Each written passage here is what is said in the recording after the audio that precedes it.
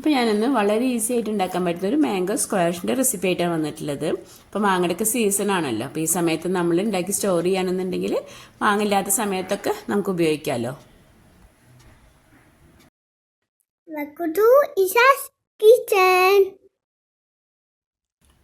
അപ്പോൾ ഞാനിവിടെ 2 മാങ്ങ വെച്ചിട്ടുള്ള അളവിലാണ് ഉണ്ടാക്കുന്നത്. 2 മാങ്ങയ്ക്ക് ഞാനിവിടെ എടുത്തിട്ടുള്ളത് 1 കപ്പ് പഞ്ചസാരയും 1.25 കപ്പ് വെള്ളമാണ്. അപ്പോൾ ആദ്യം നമുക്ക് മാങ്ങ തൊലിയൊക്കെ കളഞ്ഞ് ചെറിയ പീസായിട്ടൊന്ന് കട്ട് ചെയ്തെടുക്കാം. അപ്പോൾ മാങ്ങയുടെ പുളിനനുസരിച്ച് നമുക്ക് പഞ്ചസാരയുടെ അളവിൽ മാറ്റം വരുത്താം കേട്ടോ. ഇതിപ്പോൾ അത്യാവശ്യം മധുരമുള്ള മാങ്ങയാണ്. അപ്പോൾ അതുകൊണ്ടാണ് ഞാൻ 1 കപ്പ് പഞ്ചസാര എടുത്തിട്ടുള്ളത്. ഇനി നമ്മൾ കട്ട് ചെയ്തെടുത്ത മാങ്ങ നമുക്ക് മിക്സിയുടെ ജാറിലിട്ടൊന്ന് അരച്ചെടുക്കണം. അപ്പോൾ നമുക്കിനി മിക്സിയുടെ ജാറിലിട്ട് 1/2 കപ്പ് വെള്ളമൊഴിച്ച് നമുക്ക് നല്ല പേസ്റ്റ് പോലെ അരച്ചെടുക്കാം.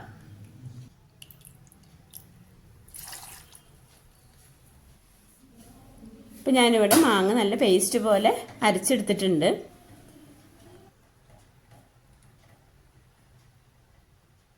ഇനി നമുക്ക് സ്ക്വാഷ് ഉണ്ടാക്കാനുള്ള പഞ്ചസാര സിറപ്പ് റെഡിയാക്കാം. അപ്പോൾ അതിന് വേണ്ടി ഒരു പാൻ അടുപ്പത്ത് വെച്ച് അതിലേക്ക് ഞാനിവിടെ 1.25 കപ്പ് വെള്ളമാണ് എടുത്തിട്ടുള്ളത്. അത് ഒഴിച്ചു കൊടുക്കാം. പിന്നെ നമ്മൾ എടുത്തിട്ടുള്ള 1 കപ്പ് പഞ്ചസാര അതിൽ ചേർത്ത് കൊടുക്കാം.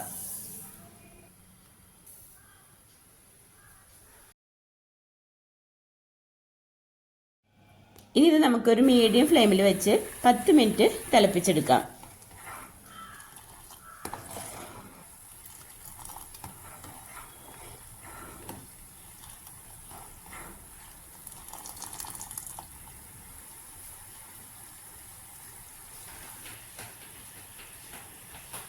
ഇപ്പോൾ 10 മിനിറ്റ് ആയിട്ടുണ്ട് കേട്ടോ. അപ്പോൾ സിറപ്പൊക്കെ ഇങ്ങനെ ചെറുതായി കട്ടിയായിട്ടുണ്ട്. ഇനി നമുക്കതിലേക്ക് നമ്മൾ അരച്ച് വെച്ചിട്ടുള്ള മാങ്ങ ഒഴിച്ചു കൊടുക്കാം.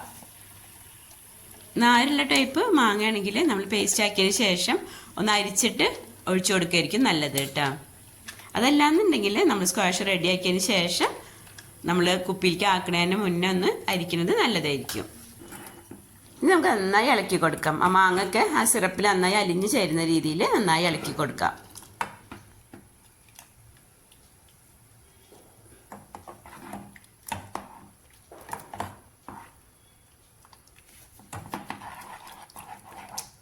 മാങ്ങ ചേർത്തതിന് ശേഷം ഒരു 5 മിനിറ്റൊക്കെ തിളപ്പിച്ചാൽ മതി കേട്ടോ.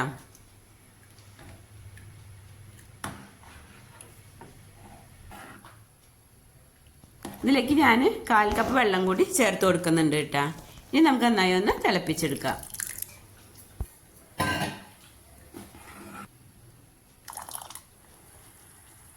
ഒരു 5 മിനിറ്റ് ഞാനിവിടെ നന്നായി തിളപ്പിച്ചിട്ടുണ്ട്.